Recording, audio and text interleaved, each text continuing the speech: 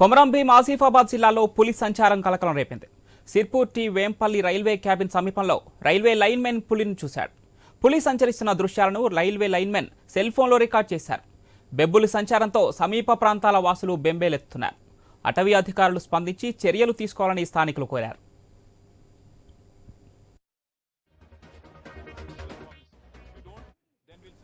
ఈ ఘటనకు సంబంధించి మరిన్ని డీటెయిల్స్ మా ప్రతినిధి శ్రీనివాస్ ఫోన్ లైన్ అందిస్తారు. ఎస్ శ్రీనివాస్, అటు బెబ్బులి సంచారంతో స్థానిక ప్రాంత ప్రజలు భయాందోళనకు గురవుతున్నారు. దీనిపై అటవీ అధికారులు ఏమైనా చర్యలు తీసుకున్నారా? ఏంటి దీనికి సంబంధించిన సమాచారం ఏంటి?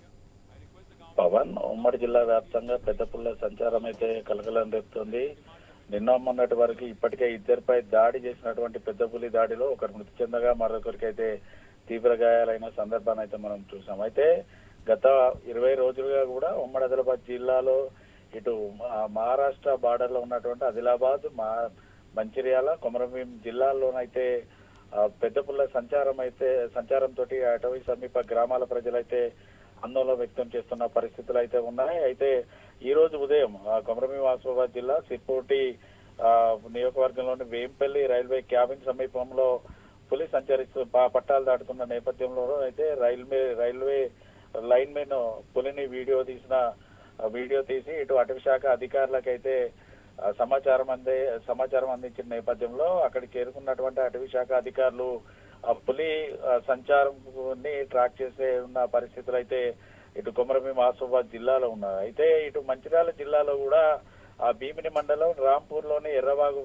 ప్రాజెక్టు వద్ద పులి సంచారంతో అయితే స్థానికంగా ఉన్నటువంటి రైతులు పంట చేల నుంచి పరిగెత్తుకొచ్చిన పరిస్థితులు అయితే ఉన్నాయి. ఇటు రైతు కూలీలు ఇచ్చిన సమాచారం మేరకైతే అటవీ శాఖ అధికారులు ఇటు ఎర్రవాగు ప్రాజెక్టు వద్ద వెతికినప్పటికీ కూడా పులికి సంబంధించిన ఆనవాళ్లు దొరకలేదనేసి అటవీ శాఖ అధికారులు అయితే ధృవీకరించిన పరిస్థితులు ఉండగా, మరోవైపు మంచిర్యాల జిల్లా వేమనపల్లి మండలం సంపుటంలో కూడా గత 3 రోజులుగా పెద్ద పులి సంచారంతో అయితే అటవీ సమీప గ్రామాల ప్రజలైతే ఆందోళన వ్యక్తం చేస్తున్నారు. వరుసగా పులుల సంచారము 2 జిల్లాల్లో ఉన్న నేపథ్యంలోనైతే అటవీ సమీప గ్రామాల ప్రజలు పంట చేలల్లోకి వెళ్లాలంటే కూడా భయపడుతున్న సందర్భాలు అయితే ఉన్నాయి. అంతేకాకుండా రాత్రి వేళల్లో ఇటు అటవీ సమీప గ్రామాల్లోకి వచ్చి ఎక్కడ దాడి చేస్తుందో అనేసి కూడా గ్రామాల ప్రజలైతే భయం కుప్పట్లో బతుకుతున్న పరిస్థితులు అయితే ఉన్నాయి. మరోవైపు ఇప్పటికే మహారాష్ట్ర కొమరంభీం ఆసిఫాబాద్ జిల్లాకు సంబంధించినటువంటి అటవీ శాఖ అధికారులు కూడా